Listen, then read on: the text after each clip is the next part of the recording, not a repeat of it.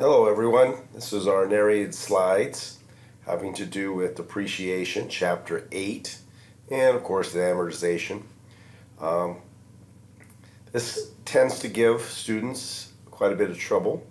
Depreciation is one of those topics in accounting that causes some challenge for students, and we're just going to add additional rules in the tax law that make it different than the regular rules you learned before. So we'll try to make it as clear as possible. There's plenty of slides here, and I've got some extra explanation as well. So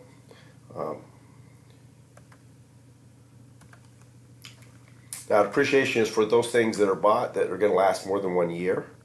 The idea is that you paid for it, and while you can't deduct the total cost of that against your taxable income in the year you purchased it, you can deduct the cost of that asset over time. That's what depreciation is from a tax standpoint, often called cost recovery, which is a little, I don't know, counterintuitive, but cost recovery, which means you get to deduct the cost over its useful life. So we have to look at the property. There's not one rule or set of rules. It's several different rules depending on what kind of property it is, whether it's real or personal, and when you put it in service. Okay? So those are the things we have to ask ourselves anytime we're trying to figure out what to do with depreciation.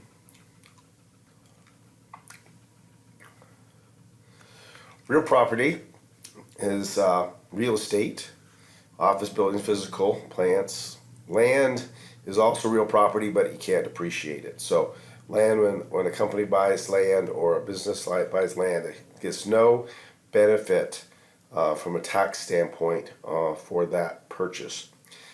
So if you buy a building which sits on land, you'll have to separate the value of the land from the value of the buildings before you can calculate depreciation. Okay? We're going to come back to the details about this, but buildings and real property are used a straight line method. You remember you liked that in Accounting 101 because it was the same every period. All right? So personal property is everything else, essentially. If it's not real property, it's probably personal property, as long as you can touch it or feel it. Furniture, fixtures, machinery, equipment, vehicles, all the things that you typically associate being used in a business. They get to use a more accelerated method. The idea of the tax law is that most businesses or individuals are going to want to depreciate the asset as quickly as possible. And in fact, there's lots of ways to allow that to happen in the tax law. And the basic idea behind that is if a company can depreciate those assets quickly, it will buy more of them, and that's supposed to spur economic growth. So we have these things in the law. One of them is called MACRS, which is Modified Accelerated Cost Recovery System, if you care to know that. But that's based on the double declining balance, which method you should have learned in Accounting 101. But there's also bonus depreciation in Section 179 we'll get to later. So first of all, this bonus depreciation or additional first year depreciation, however you refer to it, for 2017 up through September 28, 2017, you could do 50% of the cost of purchases of new personal property. Then there was a tax law passed, and it actually wasn't passed until December, so it didn't help a lot of people because they had already done things. But then that 50% became 100%. After deducting bonus depreciation, the rest is eligible for MACRS. We'll see an example of how that works in a minute. After September 27th, random date they picked in the law, 100% of the cost of purchase. And notice what happened. It's new and used personal property placed in service during the year. So this was an extension of this rule to include things that are used. Before that, always had been just for brand new property. You could always not choose this. You can always elect out. You don't have to do this. You could use the 50% rate if you want to save some of the depreciation deductions for later years because your income is going to be higher in later years. So, example 1, okay, August 1st, 2017, before the cutoff in the new tax law, about $25,000, $12,500 is bonus depreciation. The rest you use to calculate MACRS. So half of it is deducted all at once. Remember that idea that you want to deduct it as soon as possible to get the most benefit. And the rest is going to be depreciated using the MACRS tables over the remaining useful life. 50,000 used. No bonus depreciation because it's used. So there's no first year depreciation. You would have to use just use MACRS, or as we'll learn later, that might qualify for Section 179 because it was not limited to use to new property in 2017. All right.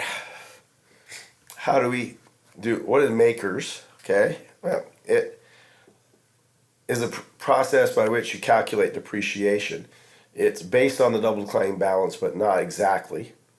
It ignores salvage value. That's one thing that you should like because you don't have to worry about subtracting out salvage value. It hopefully makes things easier because all you need to know is the cost of the asset, and then you need to know where on the table to go to find the depreciation. So you simply take the cost basis, multiply by the percentage, and you get your depreciation.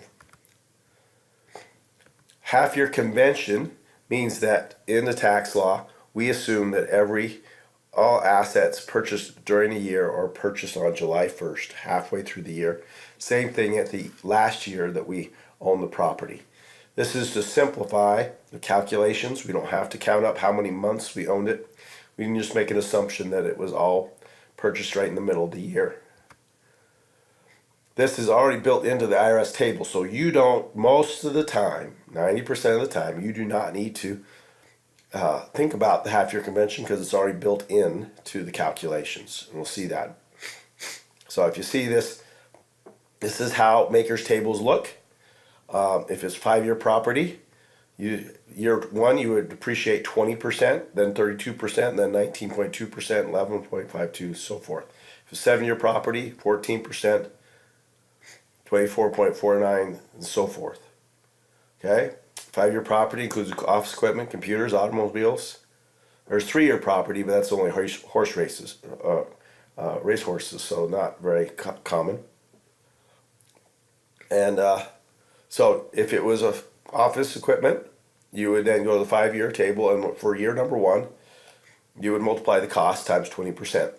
Now, normal double claim balance would be 40% in the first year, but this is half year already, so that half is already built in, so you don't have to worry about it. And the 7 years, same thing.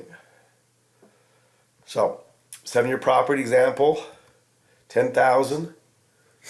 In 2013, you would multiply the 10,000 times 14.29%, 24.49%, so forth, down the line. So if we were in 2017, which is the year we're worried about, we would take, depreciation would be 10,000 times 8.93. You don't have to worry about what depreciation was in past years or anything like that.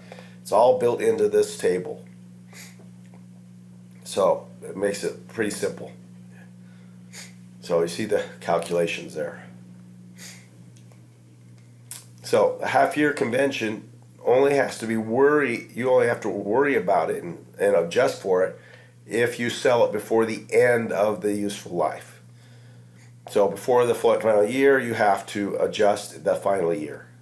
So 5-year property, placed in service 2015, sold in 2017. So that's before the end of the MACRS table. So 10,000, okay, multiply by 20%, then 32%, then 19.2%, but you sold it this year, so you have to assume a half year in 2017. So you actually have to worry about the half in the final year if you sell it early, if you will. So that's the issue. You don't care what month it was sold, as long as it was sold in that year, it's half. Okay? So you don't have to worry about if it was March or June or whatever. Mid-quarter convention is a similar but much more complicated because it assumes everything in the first quarter, January through March, is bought on February 15th. All right? And everything in the second quarter, April through June, is bought on May 15th. All right? So you still make an assumption, but you have 4 different dates during the year that you can make the assumption. All right? So you'll have tables for the mid-quarter convention provided in your textbook as well, just like you did for the half-year convention. You only have to worry about multiplying by those, adjusting those, if you sell it before the end of its useful life. So you can see the different quarter. All right, those are the only 4 that you could choose. No other calculation. And mid-quarter convention never applies to real estate, only to personal property. So if you bought 5-year property and it was subject to the mid-quarter convention, then these are the percentages you would use each of the years. Okay? And if it was 7-year property, there you go. All right? So that's how you use these tables. So what do you have to use mid-quarter? Obviously, you don't want to because it's a lot more of a pain. Okay? It takes a lot more effort. But you have to if you have 40% of all your personal property placed in service in the fourth quarter. See, if you try to buy all your assets at the very end of the year and get that half year, the IRS is going to catch you. So we have 2 properties: 5-year property, $80,000 on July 6th. 7-year property, $60,000, which was placed on November 5th. Now November 5th is in the fourth quarter, so we got an issue here. If you take the $60,000 divided by 140, which is the total of the 2 properties, you find out that we have 42.9% of our stuff bought in the fourth quarter. So the mid-quarter convention has to apply, in this case, to both properties. That's the thing to remember. It doesn't just apply to the one you bought in the fourth quarter. It applies to all properties that were personal property in that year. All right, so for the 5-year property, we would use, it was bought in the third quarter, so we use the third quarter, 5-year, first year, second year, third year. These are percentages in 6 years. Okay, notice it out. 5-year property always takes 6 years to recover. 7-year property takes 8 because you got a half year in the first year and a half year in the last year. Okay, the $80,000, the $60,000 7-year property, okay, is used for the fourth quarter.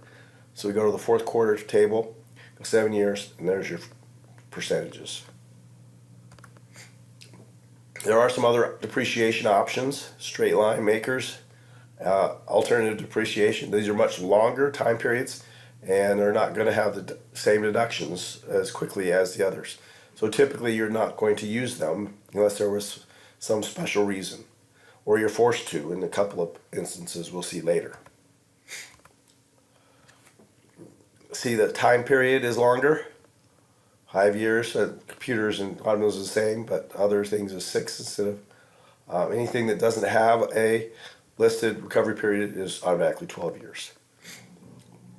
Okay, so you have to choose those. You can elect the election on a class-by-class basis.